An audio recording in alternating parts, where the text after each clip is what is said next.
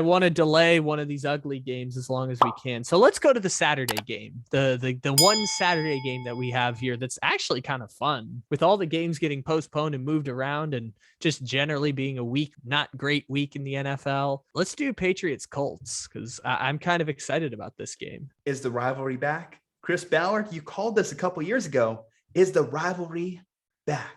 As now, instead of Andrew Luck and Josh McDaniels, Frank Reich and Carson Wentz are leading your head coach and your quarterback positions. Not exactly where you thought you would be a couple of years ago when you made that bold proclamation, but nonetheless, you are in a position to make the playoffs. You do have a 7-6 team here. If the season ended today, the Colts would be in. As we kind of look and see that ever developing playoff picture, there's several teams that you think could still legitimately make it.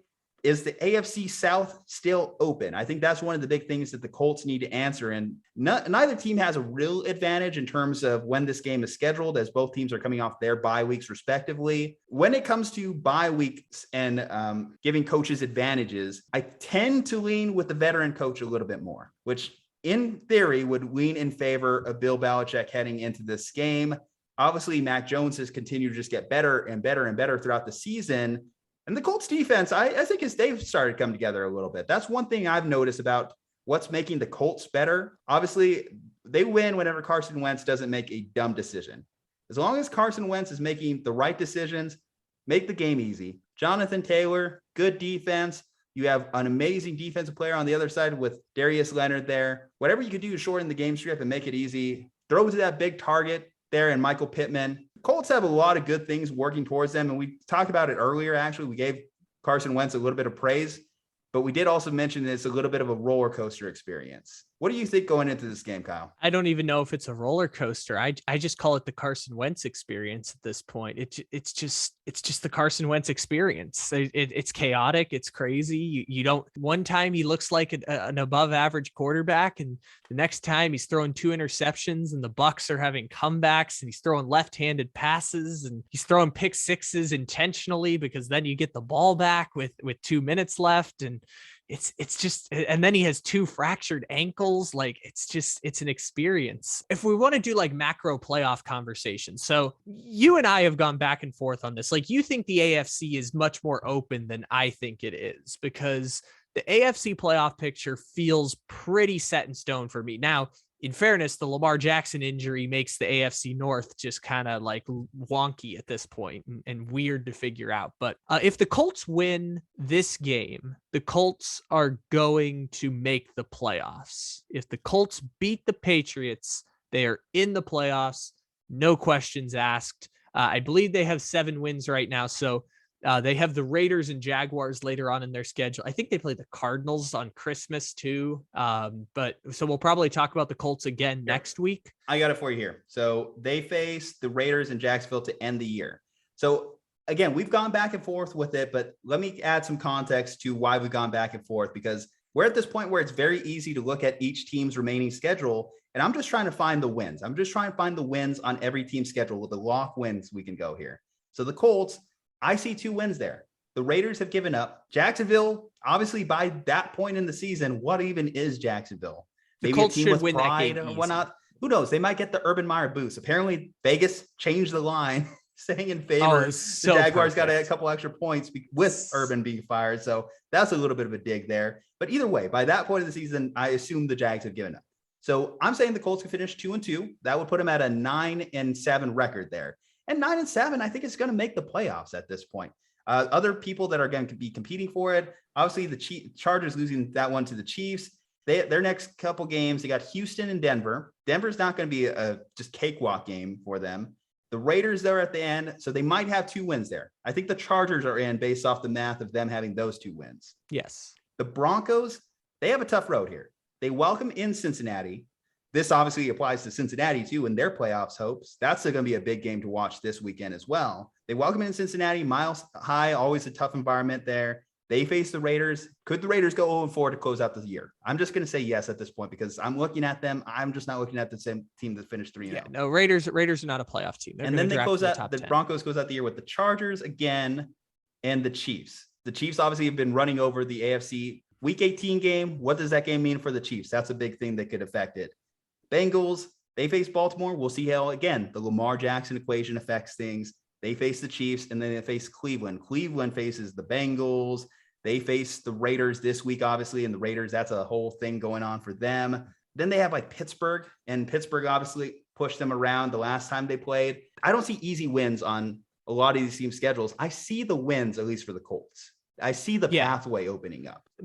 It feels pretty clear for me, like the Titans with Derrick Henry won enough games to secure a playoff spot. They're 9-4 right now. I think they have the Texans left on the schedule. They'll get in just by default. Chiefs win the West. Patriots win the East.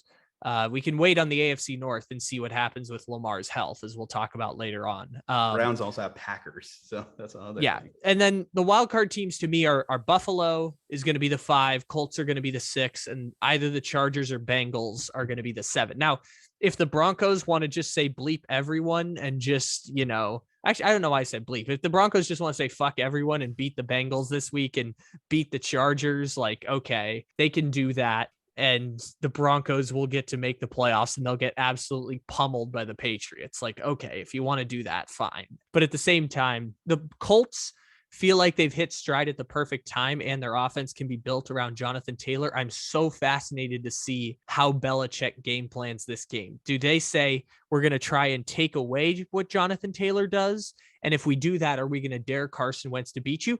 Can you dare Carson Wentz to beat you? Because we've seen Carson Wentz beat teams before, and we've seen Carson Wentz lose when you dare him to beat you. So which Carson Wentz is going to be there? That might change quarter to quarter. Like it's really interesting to see that chess game between Bill Belichick and what the Colts offense is going to try to do around Jonathan Taylor and what might be, now that they're healthy, the best offensive line in the NFL. I'm trying so hard to make a pick on this game. If you're feeling one of these teams real strong, I'll defer to you here and see if I will do the Bill Belichick chess move of let your opponent make the mistake and then let you capitalize on it. So if you're feeling real good about one of these teams, let me hear it. I'm thinking about it. And you mentioned, what does Belichick do? What does he do well? He takes away your best asset, which in this case is Jonathan Taylor. And I think he is going to stack the box. And I think he is going to make Carson Wentz have to make those decisions. And yes, Carson Wentz can beat you. And I've been a very big Carson Wentz advocate on this show throughout the season. But if I was to say who's going to win the turnover battle, Carson Wentz trying to play hero ball and make some plays down the field, or Mac Jones, who's just going to be steady Eddie and just get it to the guy in the 5-yard flat? It's probably going to be Mac Jones. It's probably going to be the Patriots. The Patriots are probably going to win the turnover battle.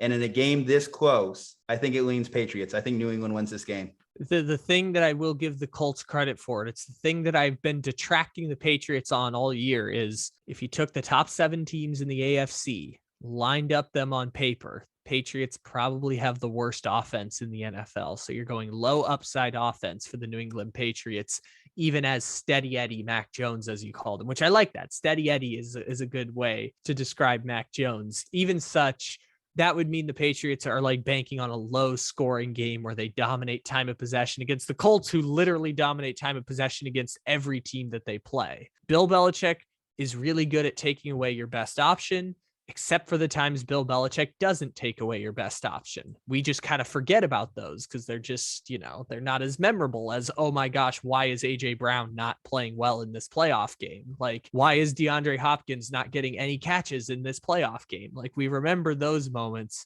but we don't remember the ones where it doesn't work out, which is my way of justifying picking the Colts, who I believe are actually favorites in this game. I understand picking the Patriots is a very good bet under all these circumstances. And yet I like the Indianapolis Colts because this is a game I'm willing to toss up and play the odds of giving you a game back in the standings if indeed the Patriots do the Patriot thing against the Colts. But I'm going to take Indianapolis this week to win against the Patriots.